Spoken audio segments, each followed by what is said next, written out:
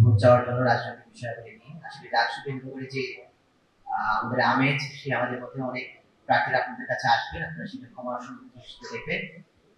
শুনেছি কেউ যদি মানুষকে কিছুটা সময় দেয়, সেটা তার জীবনের কিছুটা সময় তাকে দিয়ে দেবে। আপনাদের জীবন থেকে যে সময়টা নিলাম, সেই সময়টা যেন আমার জীবনে এবং আপনাদের জীবনের জন্য আমি ভালো কিছু নিয়ে আসতে পারি, সেই লক্ষ্যে আগামী ডাকসুতে আমি জাতীয় দল ছাত্রদল মনোনীত প্যানেলে এজিএস পদে ইলেকশন করছি। আমার নাম হচ্ছে তানভীর আল হাদি মায়ের। আমি গণযোগাযোগ ও সাংবাদিকতা বিভাগে মাস্টার্স অধ্যয়নরত আছি।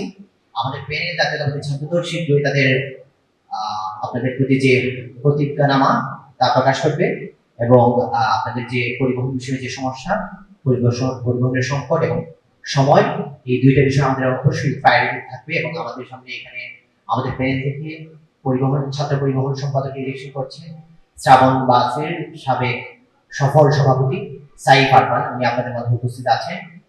আমি আবারও আপনাদের সাথে দুঃখ প্রকাশ করছি আপনাদের সময় নেওয়ার জন্য।